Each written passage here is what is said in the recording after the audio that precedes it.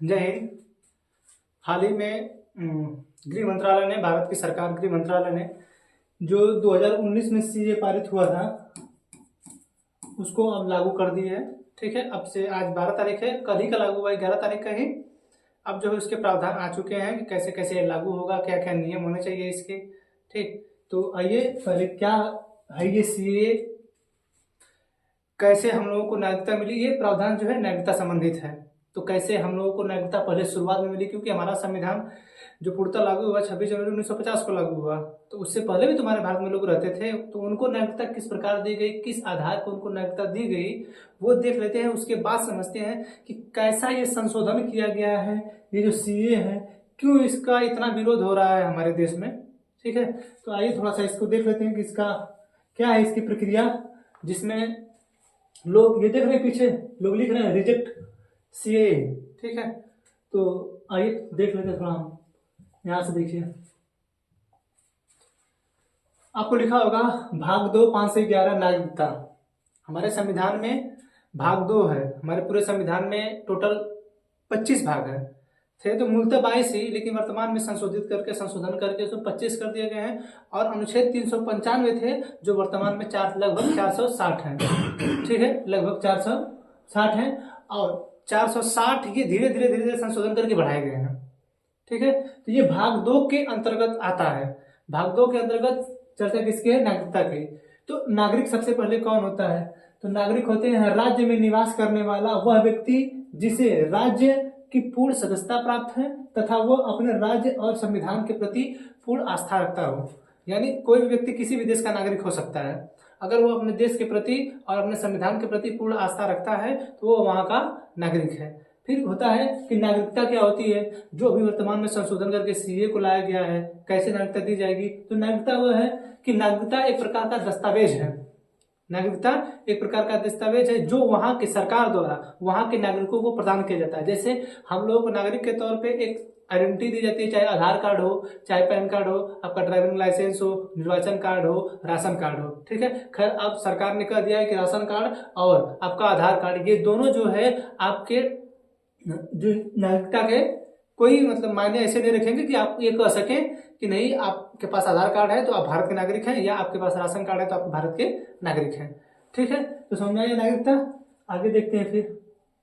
ये देखिए, नागरिक किसी भी देश में नागरिक 3 प्रकार के रह सकते हैं। जैसे एक तो वह देश के खुद हो, जैसे भारत देश है, भारत देश में हम लोग खुद नागरिक हैं तो हम लोग भारत देश में हैं। ऐसे और भी हो सकते हैं जो विदेश से आए हो, जैसे अमेरिका से कोई पर्यटन के लिए आया हो। देखिए, विदेशी नागरिक जो हमारे देश में रह रहे हो, ठीक, चाहे यूएसए के हो, चाहे यूके के हो, चाहे जापान के हो, चाहे फ्रांस के हो, चाहे रूस के हो, चाहे चाइना के हो, चाहे श्रीलंका के, कहीं के भी हो सकते हैं, ये विदेशी नागरिक हैं। ठीक है, फिर इसके आगे है अवैध प्रवासी।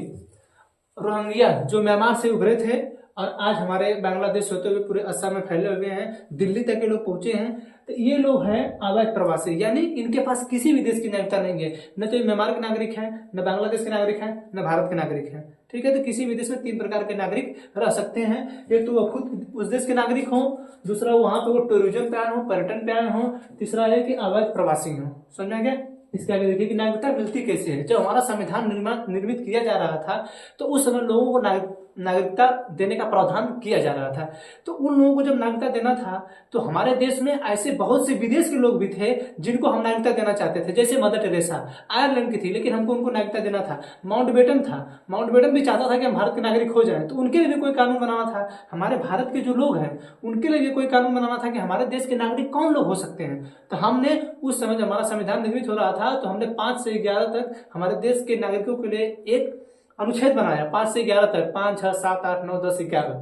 ठीक है, तो वो अनुच्छेद बना। तो अनुच्छेद 5 की चर्चा है कि संविधान के प्रारंभ में, यानी जब हमारा संविधान बन के तैयार हो गया पूरा, उस समय आपको नागरिकता कैसे दी जाएगी। तो संविधान के प्रारंभ में जब नागरिकता की बात हो रही थी तो इसमें यह कहा गया कि अगर 26 जनवरी 1950 के बाद भारत में कोई भी पैदा होगा, 26 जनवरी 1950 के बाद जब संविधान लागू हो गया उसके बाद अगर भारत में कोई भी पैदा होगा, कोई भी ए टू जेड कहीं का भी अगर भारत में पैदा होगा तो वह भारत का नागरिक होगा। फिर दूसरा कह रहा है कि वह व्यक्ति भारत का नागरिक होगा जिसके माता पिता भारत शासन अधिनियम 1935 के तहत यहाँ पे भारत की सरजमी पे पैदा हुए हों। ये दूसरा है। तीसरा है कि 26 जनवरी 1950 संविधान लागू होने के 5 वर्ष पहले से, यानी हमारा 26 जनवरी 1950 से संविधान लागू है, उससे 5 वर्ष पहले से अगर कोई भारत में रह रहा है तो वह भी भारत का नागरिक होगा। फिर आगे देखिए आर्टिकल 6। आर्टिकल 6 में है पाकिस्तान से प्रवचन करके, यानी जब मेरा भारत अलग हुआ, हमारा भारत जब अलग हुआ, 2 भागों में बटा, तो लोग पाकिस्तान से भारत आ रहे थे, यानी वहां पे लड़ाई मारपीट काट कूट के सब जब फेंक रहे थे तो वहां के लोग यहाँ भाग के आ रहे थे। तो उस पर यह कहा गया है कि पाकिस्तान से प्रवचन करके अगर भारत आएगा कोई, पाकिस्तान से प्रवचन करके अगर कोई भारत आएगा तो उसको किस प्रकार से नागरिकता दी जाएगी, तो उसको उसके लिए कहा गया है परमिट रूल था। परमिट रूल आपके लिए एक नियम है, 19 जुलाई 1948 से पहले अगर आप भारत में आ गए हैं तब आपको वेट नहीं करना है, यानी ये जो परमिट रूल है ये 6 महीने रोकता था आपको, 6 मंथ आपको रोकता था। और अगर आप 19 जुलाई 1948 से पहले आ गए हैं तो आपको 6 महीने रुकने की जरूरत नहीं थी, आप आराम से भारत की नागरिकता ले सकते थे। लेकिन अगर आप इस डेट के बाद आएंगे, 19 जुलाई 1948 के बाद अगर आप आएंगे तो आपको 6 महीने वेट करना होगा। जैसे आप देख सकते हैं भाग में आप उनको देख सकते हैं कि वो लोग एक कैंप में बैठे हुए हैं, उनको वेट करना पड़ता है कि हमें किस प्रकार से नागरिकता मिलेगी। तो अगर पाकिस्तान से कोई भारत आया रहा होगा तो उसको नागरिकता 19 जुलाई 1948 से पहले आया तो वेट नहीं करना है, 19 जुलाई 1948 के बाद आया तो उसको 6 महीने वेट करना है। ठीक है, अब आर्टिकल 7 देख लीजिए। आर्टिकल 7 कहता है कि भारत से गए पाकिस्तान, जब भारत अलग हो गया, पाकिस्तान अलग हो गया, 15 अगस्त 1947 को अलग हो गए, तो यही कहा जाता है कि अगर, जैसे सबको पता था कि भारत अलग होने वाला है, 9 दिसंबर 1946 को जो संविधान हमारा बनना तय हो गया, ठीक है, अब बनने लगा कैबिनेट मिशन योजना के तहत, तो लोगों को ये आभास हो गया कि नहीं अब भारत अलग होगा, तो लोग जाने लगे, मतलब बटने लगे कि यहाँ पे लोग चले जाते हैं, हम यहाँ पे चले जाते हैं, हम यहाँ पे चले जाते हैं, लोग बट गए। ठीक है, तो अब इसी में कहा गया कि अगर भारत से पाकिस्तान गए व्यक्ति, ठीक है, भारत से कहा गया पाकिस्तान गया और पाकिस्तान जाने के बाद पुनः फिर भारत वापस आ रहा है, तो उसके लिए कौन सी नागरिकता होगी? ठीक है, तो उसके लिए नागरिकता है कि अगर वो व्यक्ति 1 मार्च 1947 के बाद अगर वो पाकिस्तान गया है, 1 मार्च 1947 के बाद अगर वह व्यक्ति पाकिस्तान गया है और उसके बाद वह पुनः भारत वापस आ रहा है, तो 19 जुलाई 1948 से पहले अगर आ गया है तब तो उसको फिर 6 महीना वेट नहीं करना है। अगर वो भी 19 जुलाई 1948 के बाद आ रहा है तो उसको 6 महीना वेट करना होगा। जानते हैं क्यों ये नियम बनाया गया? इसलिए बनाया गया क्योंकि आर्टिकल 5 में यही कहा गया है कि ये जो है 26 जनवरी 1950 संविधान लागू होने से 5 वर्ष पहले से जो हमारे भारत में रह रहा होगा, तो यानी जो भारत से पाकिस्तान गया फिर पाकिस्तान से भारत आ रहा था, तो वो कहेगा ना कि हम तो आपके यहाँ 5 वर्ष पहले से रह रहे थे आपके यहाँ, या इस पे वो कह दे कि भारत में पैदा होंगे, या इस पे कह दे कि नहीं हमारे माता पिता भारत शासन अधिनियम 1935 में पैदा थे। तो इसीलिए नियम बना दिया गया कि अगर आप भारत से पाकिस्तान गए, पाकिस्तान से पुनः भारत आ रहे हैं, तो अगर आप 19 जुलाई 1948 से पहले आ गए हैं तो आपको 6 महीना वेट नहीं करना है, अगर आप लेट आ रहे हैं तो आपको 6 महीना वेट करना होगा। ठीक है, ये था आपके आर्टिकल 7 में। आर्टिकल 8 में क्या है? आर्टिकल 8 में ये कहता है कि अगर कोई उस समय जब हमारा संविधान बनकर तैयार हुआ उस समय अगर कोई विदेश में रह रहा होगा तो उसकी भी नागरिकता बरकरार रहेगी। जैसे लाला हरदयाल, उन्होंने फ्रांस में अमेरिका में उन्होंने गदर पार्टी की स्थापना की, तो वो अमेरिका में थे, अब हमको उनको भी नागरिकता देना था। ठीक है, तो उनके लिए ऐसा प्रावधान था। जैसे सुभाष चंद्र बोस जापान थे, ऐसे लोग जो जापान थे, खैर तो 1945 में एक्सपायर कर गए, लेकिन ऐसे लोग जो हमारे देश के क्रांतिकारी लोग थे वो लोग जापान थे, तो उनको भी तो नागरिकता देनी थी। तो उनके लिए भी हमने प्रावधान किया कि आर्टिकल 8 के तहत अगर उस समय कोई विदेशों में रह रहा होगा तो हम उनको भी नागरिकता देने का प्रावधान करते हैं। ये आर्टिकल 8 के तहत है। आर्टिकल 9 के तहत आता है कि विदेशी राज्य की नागरिकता, उस समय कहा गया था कि अगर आप अपने आप या स्वयं से विदेश की नागरिकता अर्जित कर लेते हैं तो आप जो है भारत के नागरिक नहीं रहेंगे। ठीक है, क्योंकि हमारे भारत में एकल नागरिकता का प्रावधान है, हमने एकल नागरिकता का प्रावधान ब्रिटेन से लिया है। ठीक है, समझ में आया? अब देखिए आगे चलते हैं। अनुच्छेद 10। अनुच्छेद 10 में यह है कि नागरिकता का बने रहना, यानी आपकी नागरिकता कैसे बनी रहेगी। ठीक है, अगर आप कोई देश विरोधी काम नहीं करेंगे तो आपकी नागरिकता बनी रहेगी। अगर आप कोई देश विरोधी काम करते हैं, हमारे देश के खिलाफ नारा लगाएंगे, हमारे देश का झंडा फाड़ेंगे, तो हमारे गृह मंत्रालय के पास शक्ति है कि आपकी नागरिकता छीन ले। आर्टिकल 11 ये कहता है कि नागरिकता संबंधी कानून बनाने का जो अधिकार है वो किसके पास होगा? वो भारत सरकार के संसद के पास होगा, संसद का गृह मंत्रालय। ये ध्यान रखिएगा, क्वेश्चन पूछता है कि किस मंत्रालय के पास नागरिकता बनाने का संबंधी अधिकार है, तो गृह मंत्रालय के पास होता है नागरिकता बनाने का अधिकार। अभी आपने देखा होगा कि अमित शाह ने इसी को कल लॉन्च किया है और उन्होंने कहा कि अब हम जो है सीए को पूरे देश में लागू कर रहे हैं। ठीक है, इसी के तहत उन्होंने सीए 2019 लाया था। ठीक, अब देखिए ये जितने भी आपने पढ़ा है अभी वो कोई भी चीज हमारे देश में अभी भी लागू नहीं है। हाँ, आर्टिकल में है वो, लेकिन लागू नहीं है। क्यों? क्योंकि वो उस समय को उसको देखते हुए बनाया गया था। हमारे भारत की संसद ने फिर 1955 में परिवर्तन किया और लाई सिटीजनशिप अमेंडमेंट एक्ट, नागरिकता संशोधन अधिनियम 1955। ठीक है, 1955 लाई नागरिकता संशोधन अधिनियम 1955। अब इस जो ये आधार है, इस आधार पे हमारे भारत के सभी व्यक्तियों को, चाहे वो विदेश से आए, कहीं से भी आए, उनको हम नागरिकता कैसे देंगे, हम इस बेस पे देते हैं नागरिकता। यानी हमारी भारत की जो संसद है, जो गृह मंत्रालय जो आर्टिकल 11 के तहत नागरिकता पे प्रावधान करती है, वो अब कहती है कि आपको इस बेस पे आप नागरिकता हम देंगे, न कि पिछले जितने तरीके थे। अब हमको इस बेस पे नागरिकता मिलती है। ठीक है, तो पहला क्या है, जब हमने 1955 में इसे बनाया तो हमने कहा कि अगर हमारे भारत में अगर कोई भी व्यक्ति जन्म रहा है, यानी पैदा हो रहा कोई भी व्यक्ति, यानी जो पुरानी बातें थी जो संविधान के प्रारंभ में थी, वही बातें फिर हो गई कि अगर कोई भी व्यक्ति जो हमारे भारत में पैदा हो रहा है तो उसे हम भारत का नागरिक मानेंगे, कोई भी व्यक्ति कहीं का भी हो। इसका फायदा उठाने लगे पाकिस्तान वालों ने। ठीक है, तो जो पाकिस्तान वाले फायदा उठाने लगे तो सरकार को सूझा, ये 1955 में बना है, सरकार को सूझा कि अरे कोई भी व्यक्ति है जो हमारे भारत में कैसे ले सकता है नागरिकता। तो सरकार ने फिर 1986 में एक प्रावधान लाया। 1986 में प्रावधान लाया कि अगर हमारे भारत में कोई पैदा होता है तो हम उसको नागरिकता इस तरीके पर नहीं देंगे कि वो कहीं का भी हो, उसमें से उसके माता या पिता में से कोई एक भारत का नागरिक हो, या तो उसकी माता हो या तो उसकी पिता हो। ठीक है, जैसे सानिया मिर्जा जी है, सानिया मिर्जा के बच्चे को अगर नागरिकता लेना हो, चाहे उसके बच्चे को नागरिकता लेना हो, तो इसी बेस पे वो ले सकती है। ठीक है, फिर इसका फिर वो सब फायदा उठाने लगे, इसलिए क्योंकि हमारे पाकिस्तान में उस समय ये नियम था, पाकिस्तान कह रहे हैं जम्मू कश्मीर में नियम था कि हमारे भारत के जो भी व्यक्ति था, अगर वो किसी कश्मीर की लड़की से शादी करता था, हमारे भारत की नागरिकता समाप्त हो जाती थी, उसको जम्मू कश्मीर की मिल जाती थी। और पाकिस्तान का कोई भी व्यक्ति, अब खैर धारा 370 है नहीं, उस समय पाकिस्तान का कोई व्यक्ति अगर जम्मू कश्मीर की लड़की से शादी करता था तो उसको कश्मीर की भी नागरिकता मिलती थी और भारत की भी नागरिकता मिलती थी। इसी का फायदा उठाते थे लोग कि हमारे यहाँ की महिलाओं से शादी करते थे, कहाँ वाले, पाकिस्तान वाले। ठीक है, तो उसमें परिवर्तन किया गया और ये कहा गया कि आर्टिकल 2003 इस सन 2003 के तहत फिर संशोधन किया और बताया गया कि अगर आप हमारे भारत में पैदा हो रहे हैं तो आप इस बेस पे नहीं नागरिकता ले लेंगे कि नहीं आपके पिता हैं या माता हैं, आपको किसी एक को तो भारत का नागरिक होना चाहिए, यानी माता या पिता में से कोई भी एक भारत का नागरिक हो, और दूसरा जो है, या तो माता आपका भारत का नागरिक हो तो माता पिता हैं, उनके पास वैलिड प्रूफ होना चाहिए कि वो किस देश के हैं। ठीक है, या तो पिता हैं तो पिता हमारे भारत के नागरिक हैं तो माता का भी वैलिड प्रूफ होना चाहिए कि वो किस देश की हैं। ठीक है, ये संशोधन करके लाया गया 2003 में। ठीक, फिर दूसरा है, आपको 5 प्रकार से नागरिकता मिलती है, तो पहला तो समझ आ गया। दूसरा है कि वंश यानी हमको जो नागरिकता मिलती है वंश के आधार पर ही मिलती है। ठीक है, तो वंश के आधार पे क्या था, इसमें कहा गया कि 26 जनवरी 1950 जब संविधान लागू हुआ, उसके पहले अगर भारत शासन अधिनियम 1935 के तहत कोई पैदा हुआ होगा, ठीक है, तो 26 जनवरी 1950 के बाद उसको नागरिकता दी जाएगी, बशर्ते हम जो वंश मान रहे हैं उसका आधार पिता होना चाहिए, यानी हम पिता को वंश मानेंगे, यानी पिता के वंश के आधार पर देंगे, माता के आधार पे नहीं देंगे। इस पे बहुत ज्यादा विरोध होने लगा।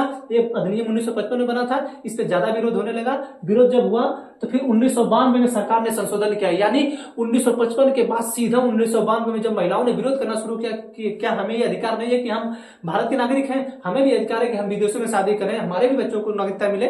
ठीक है, तो 1992 के तहत माता के आधार पे नागरिकता लेने का प्रावधान हुआ, यानी जो सिर्फ पिता का अधिकार था उस पे अब माता का भी अधिकार हो गया, यानी इक्वलिटी, यानी आर्टिकल 14 का बराबर हो गया। ठीक है, फिर 2004 में इसी में संशोधन कर दिया गया। संशोधन करके ये कह दिया गया कि अगर आप विदेशों में हैं, यानी जैसे प्रियंका चोपड़ा शादी कर ली है निक जोनस से, निक जोनस अब वो चाहती है कि उनकी जो बच्ची है वो भारत की नागरिक बने, तो अगर उनको भारत का नागरिक अपने बच्ची को बनाना है तो हमारी एम्बेसी जो है अमेरिका में है, वहां पे वो 1 साल के अंदर अपने बच्चे का नाम दर्ज कराएंगे कि नहीं हम अमेरिका में एम्बेसी में अपना दर्ज कराए हैं और हम जाके आने वाले फ्यूचर में भारत में नागरिकता लेंगे। ये संशोधन कर दिया गया है 2004 के तहत। ठीक, अब देखिए तीसरा है देशीकरण का मतलब ये है कि अगर आप भारत की कोई भाषा जानते हैं, 22 भाषाओं में से कोई भी भाषा आपको अच्छे तरीके से आती हो और भारत में आप 10 वर्ष से रह रहे हैं, अगर आप भारत में 10 वर्ष से रह रहे हैं और भारत की कोई भी भाषा आपको अच्छे तरीके से याद आती है पता है, आप जानते हैं, जैसे अदनान सानी है, पाकिस्तान के गायक थे, हमारे भारत में गाना गाते हैं, तेरा मिलना जरूरी था, तेरा बिछड़ना जरूरी था, ये गाना सब गाते हैं वो। ठीक है, बहुत अच्छे गाना गाते हैं, तो वो 10 वर्ष रहे हमारे भारत में। ठीक, तो उनको जो है ये देशीकरण के द्वारा उनको नागरिकता प्रदान की गई है। सीए 2019 जो आया है इसी पे आया है। हम क्यों किसी को नागरिकता देना चाहते हैं, इसको 10 वर्ष से घटा के क्यों 5 वर्ष कर दिया गया है, सब विवाद इसी पे है। ठीक, फिर चौथा है पंजीकरण। यानी आप चाहते हैं कि आपको ना कोई गाना आता हो, ना हमारी भाषा आती हो, कुछ नहीं आता हो, लेकिन हमारे भारत में आके 7 वर्षों से रह रहे हैं। ठीक है, जब हमारे भारत में आप 7 वर्षों से रह जाएंगे तो आपको पंजीकरण कराना होगा, गृह मंत्रालय पे लिख के देना होगा कि नहीं, हम आपके देश में 7 वर्षों से रह रहे हैं, आप हमको नागरिकता दे दीजिए। हाँ, बशर्ते आप उन 7 वर्षों में जो भारत में लगातार रह रहे हैं उसमें किसी भी आतंकवादी गतिविधि में आपको लिप्त नहीं होना चाहिए, नहीं तो आपको नागरिकता नहीं मिलेगी। ये है आपका पंजीकरण। पांचवा है आपका भूमि अर्जन। यानी भारत सरकार सिक्किम का 1975 में सिक्किम को अपना मिला ली, वहां के जितने भी लोग थे वो हमारे देश के नागरिक हो गए। ये नहीं कि हम अमेरिका का कोई व्यक्ति यहाँ जमीन खरीद लिया तो वो नागरिकता ले लेगा, ऐसा बात नहीं है। भारत सरकार जिस जमीन को अर्जित करेगी वो उसको नागरिकता देगी। ये था भूमि अर्जन के तहत। यानी 1955 के तहत हमने 5 प्रकार की नागरिकता देने का प्रावधान किया था, जन्म से, वंश से, देशीकरण, पंजीकरण और भूमि अर्जन के आधार पे। इसमें 3 प्रकार से आपकी नागरिकता छीनी जा सकती थी। जिस प्रकार से आपको आर्टिकल 10 से छीनी जा सकती थी, इसमें इस अधिनियम में जोड़ा गया कि हम आपसे 3 प्रकार से आपकी नागरिकता छीन भी सकते हैं। या तो आप परित्याग कर दीजिए या कोई देश विरोधी काम कर दीजिए। ठीक है, ऐसे ऐसे काम करेंगे तो आपकी नागरिकता चली जाएगी। अब आगे देखते हैं।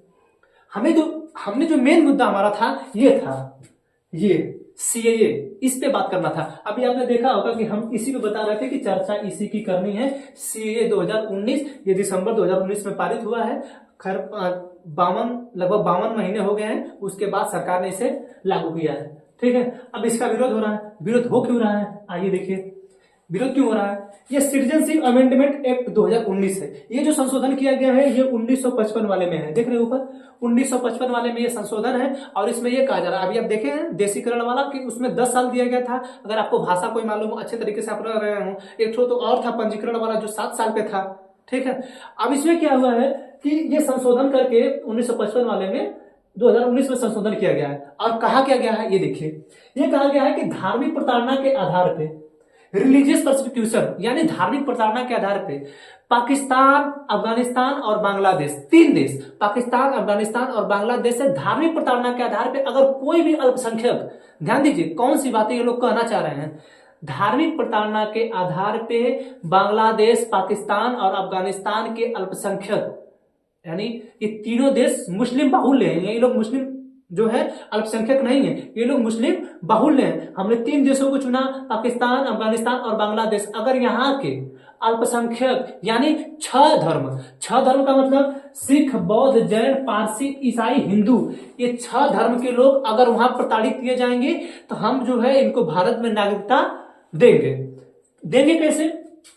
अगर ये 31 दिसंबर 2014 से पहले भारत में रह रहे हो, यानी ये जब पारित हुआ तो दिसंबर 2019 में पारित हुआ, यानी आप 5 साल पहले से हमारे भारत में रह रहे हो, यानी 31 दिसंबर 2014 से पहले से अगर आप भारत में रह रहे होंगे तो हम जो है इसके आधार पे, ये जो संशोधन किए हैं, हम इसके आधार पे आपको नागरिकता देंगे। यानी आप जो पंजीकरण करा रहे थे 7 साल वाला, या आप जो देशीकरण की बात कर रहे थे पिछले में 10 साल बदे, आपको उसको वेट नहीं करना है। आप 5 साल ही रहे हो तो आप जो है आराम से सीएए के तहत आप नागरिकता लिख सकते हैं। कितने लोगों को देना है?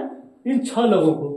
इसमें बात किसकी नहीं हुई है? मुस्लिमों की। विरोध क्यों हो रहा है? विरोध इसीलिए हो रहा है कि इसमें मुस्लिमों को नहीं दिया गया है। आपको अच्छी तरह पता है, देखिए म्यांमार, नेपाल, भूटान और श्रीलंका ये भी हमारे पड़ोसी देश हैं। जो अफगानिस्तान हमसे 1880 में लगभग अलग हो गया था हमारे भारत से, हमने उसको इसमें शामिल कर दिया। यही बगल में हमारे 1935 में हमसे म्यांमार अलग हुआ, हमने उसको नहीं शामिल किया। जानते हैं क्यों? क्योंकि यहाँ पे जो मुस्लिम लोग हैं ये अल्पसंख्यक है, श्रीलंका है मुस्लिम अल्पसंख्यक है, नेपाल मुस्लिम अल्पसंख्यक है। ठीक है, तो इन लोगों को शामिल क्यों नहीं किया गया है? क्योंकि ये लोग अल्पसंख्यक है। अगर ये अल्पसंख्यक की बात हम इन लोगों के लिए भी कर देंगे तब तो हमें मुस्लिमों को शामिल करना पड़ जाएगा। ठीक है, तो सरकार से जब भी सुप्रीम कोर्ट पूछती है किसी बात को तो सरकार कहती है कि हमारे पास आर्टिकल 11 के तहत अधिकार है कि हम नागरिकता बनाएंगे, नागरिकता संबंधी कानून हम बनाएंगे और हम बताएंगे कि किस देश को हम अपने में शामिल करना चाहते हैं। तो हमने 3 देशों को शामिल किया, पाकिस्तान, अफगानिस्तान और बांग्लादेश। वहीं बगल में म्यांमार है, हम उसको शामिल नहीं किए। नीचे आपका श्रीलंका है, हम उसको शामिल ही नहीं किए, बगल में नेपाल भूटान है, हम उसको शामिल ही नहीं किए। क्यों? क्योंकि वहां पे मुस्लिम जो है अल्पसंख्यक में है, और अल्पसंख्यक में होने के तौर पे अगर अल्पसंख्यक का नाम लेते तो इनको शामिल करते समय हमें ये मुस्लिमों को शामिल करना पड़ता, तो इसीलिए जो है हमारे यहाँ के मुस्लिम इनका विरोध कर रहे हैं। ठीक है, ये समझ में। अब देखिए, ऐसा नहीं है कि पाकिस्तान में मुस्लिम अल्पसंख्यक नहीं है, वहां के जो अहमदिया मुस्लिम है, ये दिख रहा है आपको, ये पाकिस्तान है, ठीक है, इसका जो आकृति है कुत्ते के जैसा है, ठीक है, ये जो इसका ये वाला भाग है जिसे हम लोग बलूचिस्तान कहते हैं, बलूचिस्तान में अहमदिया मुस्लिम है, वहां पे ये 0.3% है, 0.3% है, इतने अल्पसंख्यक है, ये भी तो प्रताड़ित किए जा रहे हैं। अफगानिस्तान में भी बहुत से ऐसे मुस्लिम हैं जो प्रताड़ित किए जा रहे हैं, उनको भी तो हम शामिल कर सकते थे, लेकिन नहीं, हमने शामिल नहीं किया। क्यों? क्योंकि हम डायरेक्टली और इनडायरेक्टली रूप से हम ये कहना चाहते हैं कि हम आपको शामिल नहीं कर रहे हैं। ठीक है, तो सीए समझ में आया। सिटीजनशिप अमेंडमेंट एक्ट क्या है? सिटीजनशिप अमेंडमेंट एक्ट यही है 2019, इसके तहत 6 धर्म के लोगों को, 3 देश के लोगों को धार्मिक प्रताड़ना के आधार पर भारत में शामिल किया जाएगा, जिसके समय को जो 10 वर्ष था पहले उसको घटा के 5 वर्ष कर दिया गया। यही है सीए। अब सीए जब लागू हुआ तो इसके लिए नियम बना है कि आप जब शामिल हो रहे हैं तो किस बेस पे शामिल होंगे, क्या होना चाहिए आपके पास कुछ तो होना चाहिए। ठीक है, देखिए ये सीए, इसका विरोध हो रहा है, आपके पास कुछ ना कुछ होना चाहिए। तो सरकार ने रूल और रेगुलेशन अभी जारी किया है, उसने कहा है कि अगर हमारे भारत में आपको नागरिकता सीए के तहत लेना है तो आप सबसे पहले आप जिस देश से आए हैं वहां से जन्म प्रमाण पत्र हमको दीजिए, या कोई एजुकेशन आपने किया है वहां पे तो आप हमें वो दे दीजिए। ठीक है, या आप वहां पे ड्राइविंग लाइसेंस कोई था आपका वहां का तो हमें दे दीजिए। ठीक है, आप जिस देश के नागरिक हैं हमें अपना आप दीजिए, हम आपसे आपका मांग रहे हैं। आप वहां से आए होंगे तो जब भगाए गए होंगे तो कहीं ना कहीं आप पिछले वर्षों 4-5 साल पहले आपके पास रहा जरूर होगा। ठीक है, तो हम आपसे वो मांग रहे हैं, आप हमें दीजिए। तो अगर आप हमें अपना देंगे तो हम किस बेस पे आपको नागरिकता देंगे? हम आपसे, जैसे हमें भी तो पता चलना चाहिए कि आप भारत में 5 वर्ष से हैं, ऐसा भी तो हो सकता है कि कोई 2 वर्ष से आए हो।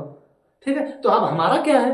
ये तो उनका है कि आप आए हैं तो आप हमें अपना दीजिए कि हाँ आप इसी पाकिस्तान, अफगानिस्तान और बांग्लादेश के ही हैं, आप 3 देशों के हैं और अल्पसंख्यक हैं। ठीक, अब देखिए हम भारत में कैसे, भारत का क्या होगा? भारत सरकार कह रही है कि आप वीजा लेके आए होंगे, वीजा पासपोर्ट जो आपके हैं वो आपका होगा। ठीक, आप अगर भारत आए होंगे तो आपको वीजा और पासपोर्ट जरूर मिला होगा। ठीक है, आप जहां पे रह रहे होंगे वहां का बिजली बिल होगा। ठीक है, बिजली बिल, या तो जो रूम रेंट लेते हैं, यहाँ पे हम लोगों के यहाँ पहले से बनाया जाता है, एक नियम है कि नहीं अगर आप जाके ले रहे हैं तो पहले से आप साइन वगैरह करके दे दीजिए कि नहीं हम आपके रूम में रह रहे हैं। ठीक है, तो बिजली होगा या तो रूम रेंट का होगा। तो ये सब जो चीजें हैं आप हमें दीजिए कि आप पिछले 5 सालों से यहाँ पे ऐसा तो है नहीं कि आप कैंप में रहते होंगे, आपके कहीं ना कहीं रूम रेंट पे लिए होंगे। ठीक है, तो वो जो आपके पास है ये हम मांग रहे हैं हमारे देश का कि आप पिछले 5 सालों से रह रहे हैं, और आपके देश का ये मांग रहे हैं क्योंकि आप हमको, ऐसा तो नहीं कि हमने ये नियम अमेरिका के लिए बनाया है, हमने पाकिस्तान, बांग्लादेश और अफगानिस्तान के लिए बनाया है। ठीक है, तो ये आप हमें दे दीजिए और हमें आप ये दे दीजिए। ठीक है, ये दोनों दे देंगे। अब ऐसा क्या है कि हमने जो है, जो हमारी भारत सरकार का गृह मंत्रालय उसने कह दिया है कि आपको ये जो नागरिकता मिलने का प्रावधान है ये ऑनलाइन मिल सकता है, यानी आपको ये ऑनलाइन मिल जाएगा। तो ऑनलाइन जब मिलेगा तो आप ये सब पात्रता जब उनको देंगे तो आपको ये नागरिकता मिल जाएगा सीए के तहत। खैर सीए जो है एक पॉलिटिकल रूप ले लिया है अपना। ठीक है, नहीं तो जो म्यांमार मुस्लिम अल्पसंख्यक है, जो श्रीलंका सिंगली बौद्ध की अधिकता है वहां पर मुस्लिम अल्पसंख्यक है, हमने उनको शामिल नहीं किया क्योंकि देखिए ये कहीं ना कहीं विरोध एक झलकता है, लेकिन हम उसको नहीं कर सकते। सरकार का मन है, सरकार आर्टिकल 11 के तहत अपना शक्ति का प्रयोग करते हुए वो जो है नागरिकता संबंधी कानून बनाई है। अगर ये गलत होता तो सुप्रीम कोर्ट तुरंत इसको रद्द कर देती। ठीक है, खैर इसमें उल्लंघन तो हो रहा है क्योंकि हमारा भारत जो है धर्मनिरपेक्ष राज्य है, धर्मनिरपेक्ष राज्य होने की वजह से हम किसी भी धर्म को बढ़ावा नहीं दे सकते। हाँ, जो भी प्रताड़ित हो रहा है हमारे जो देश में आ रहा है हम उसको नागरिकता दे सकते हैं, लेकिन हमारे पास ये भी अधिकार है आर्टिकल 11 कि हमारे संसद का जो गृह मंत्रालय है वो कह सकता है कि हम जिसे भी चाहें उसे नागरिकता दे सकते हैं। ठीक है, तो हमें आशा है कि आपको ये सीए समझ में आया होगा। 6 देशों के लोग हैं, 6 धर्मों के लोग हैं, 3 देशों के लोग हैं और धार्मिक प्रताड़ना के आधार पर हमारे भारत में आएंगे और 31 दिसंबर 2014 से पहले आए होंगे तो हम उनको नागरिकता दे देंगे। ठीक है, तो हमें आशा है कि आपको ये समझ में आया होगा। ठीक है, मिलेंगे अगले क्लास में, तब तक के लिए जय हिंद।